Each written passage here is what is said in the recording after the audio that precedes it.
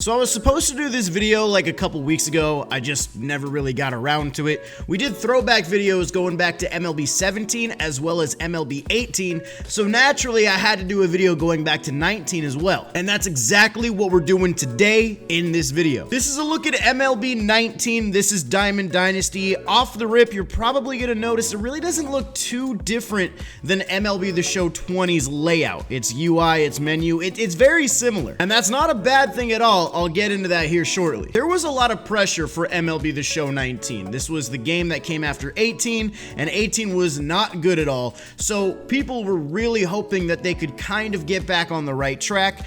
And honestly, in my opinion, they did just that and more. I was saying it towards the end of last year. I actually think MLB 19 is my favorite MLB The Show game with Diamond Dynasty. Yes, it had some issues, which we're gonna get into, but for the most part, the content was so good, it kept me engaged, and I felt like the gameplay was decent. So there was actually a lot of things that MLB The Show 19 changed for Diamond Dynasty that really made the game better as a whole. Number one, they actually brought back the programs, and this is the first time we had inning programs. So these were all the programs. We had the 1st through 11th inning program. We had bosses like Gossage, Vladimir Guerrero. This 3rd inning program was unreal. It had 399s, Alomar, Henderson, and Verlander. The 4th inning program had 99 Billy Wagner. 5th inning had Lou Gehrig and Josh Donaldson. The 6th inning was Griffey, Piazza, and Jackie. So on and so forth. These rewards were actually really good. The 10th inning program had Trout, Pujols, and Schmidt.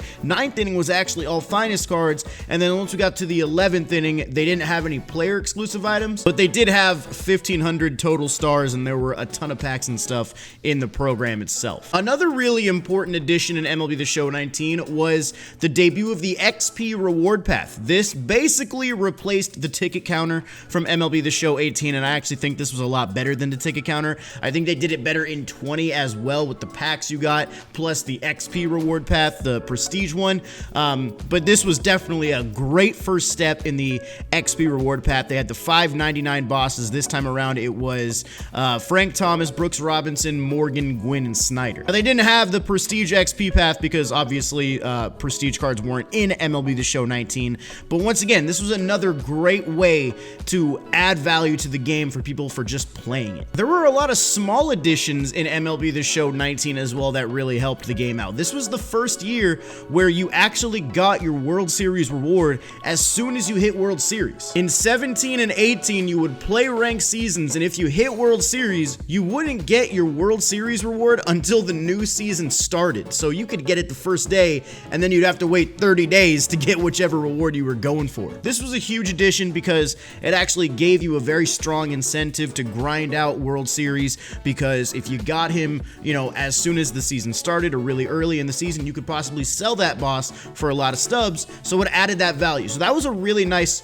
addition to ranked seasons. They also did some cool stuff with BR as well. You can see the reward structure up there. 3 wins silver, 6 wins you get a gold. At 9 wins you get an 85 to 89 overall player plus 15,000 stubs. At 12 wins you're getting an 89 or better player with 45,000 stubs, and then obviously the flawless pack at the end of it. That was another nice way to add some value, because at one point the rewards in BR in this game were awful. This is also when they started adding a lot more conquest maps that were, you know, not just like the USA map or the big Conquest Extreme. There were a lot of little ones. So you can see MLB The Show 20 basically just picked up a lot of what MLB The Show 19 started. And for the most part, 20 has kind of picked up on all of those things and made them better. This is Team Affinity in MLB The Show 19. It worked a little bit differently. You could do these missions and do these exchanges and stuff to get closer towards the card. You got a card at, I think 50 points in the program, and you could go up to 100 and get this nameplate, but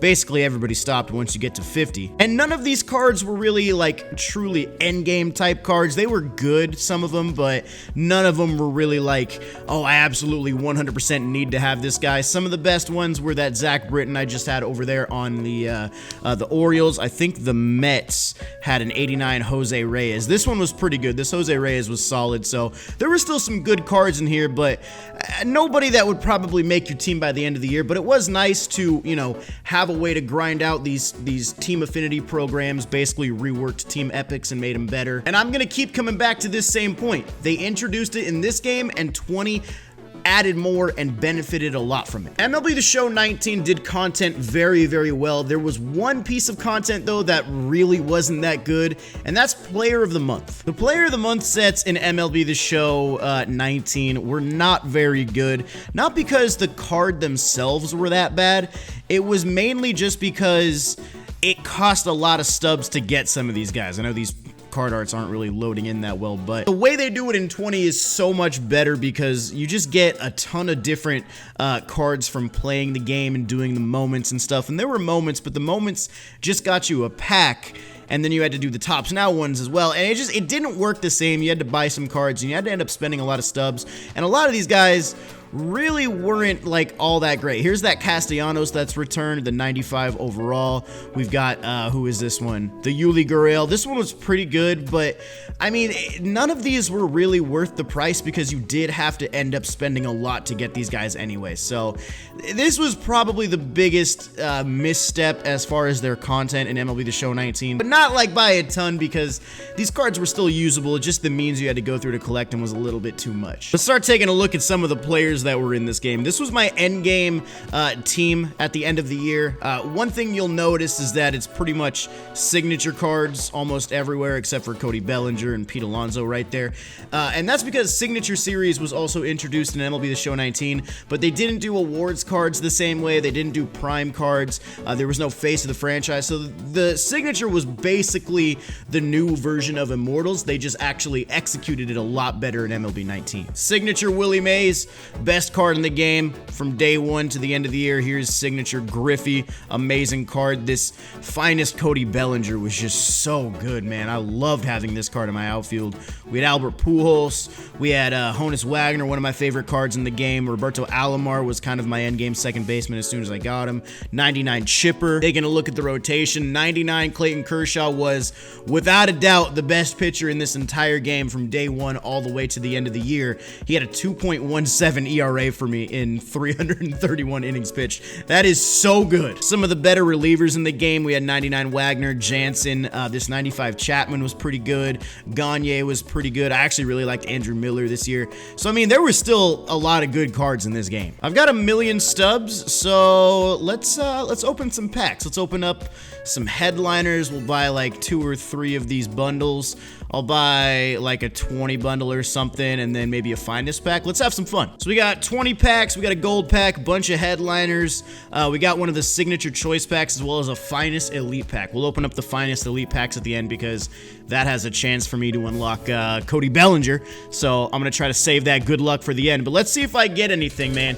This was also the first year they added this type of pack opening style. If you watched the MLB The Show 18 video, you would have seen that the pack openings looked quite different. So, I mean, honestly, MLB The Show 20, like I said, took a lot of what MLB The Show 19 did and just tried to really make it better. They saw how well the community reacted to the content and the way they structured things this year, especially coming off MLB The Show 18, which I said was, you know, probably the worst game in the franchise. So this was a major turnaround. If you could give a comeback player of the year award to a video game, MLB The Show 19 would be it. And to be honest, like some people might say the fact that MLB The Show 20 didn't change too much about 19 is a bad thing. I don't think so. Oh, we got a diamond. Let's see. What do we got here? 83 home runs. We got 191 RBIs. This is what the diamond animations look like in this year's game. It's gonna be the Yankees. Is this gotta be Judge, right? 86 home runs, unless it's like DJ or something. Let's see. What is this? Hey, Aaron Judge, diamond pull. But yeah, I don't think it was a bad thing that 20 didn't really change much because if it's not broken, don't fix it. And MLB The Show 18 tried to, you know, change up too much of what made 17 good. They tried to take everything and like blow it up and, you know, expand it even more. And they ended up just making it way too complicated. Plus the execution of a lot of things weren't that good. So, I mean, I think they learned a lot from MLB The Show 18. And that's why we have what we have now with MLB The Show 20. Now, MLB The Show 20, I do think has better content than MLB The Show 19.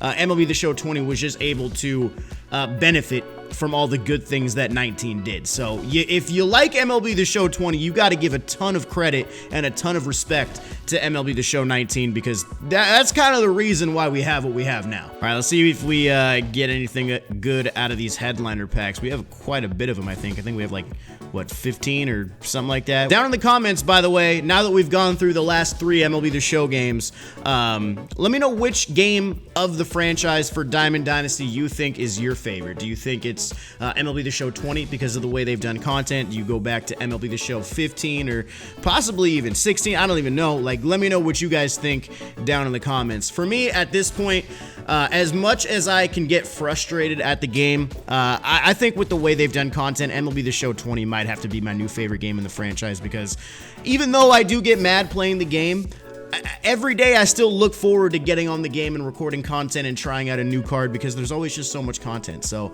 I'd probably got to go with 20, but let me know what you guys think. All right, this one is a Signature Series Choice Pack.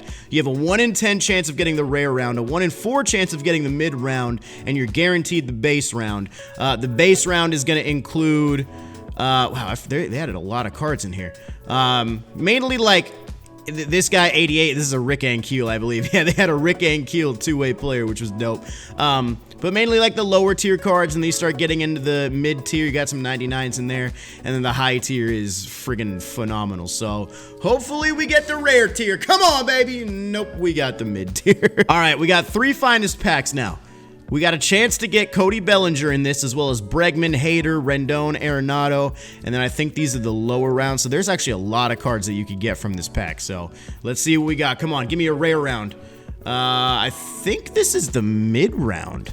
Yeah, I think this is the middle round, so we'll take that for sure. We still got 2 more of these things as well. Come on, let me see. So yeah, let's go, baby. We got the rare round. I'm taking Bellinger again just because he's my favorite. We got one more. Another rare. Oh, we got the base round. Rip. One more thing I wanted to do is I wanted to show you guys some cards that are no longer in MLB The Show that were in here. So we had Ichiro. Ichiro, unfortunately, isn't in the game anymore. He's definitely a guy I see them going after to get within the next couple years to bring him back, because Ichiro is just a fan favorite. That high contact, that 99 arm strength, the crazy good speed.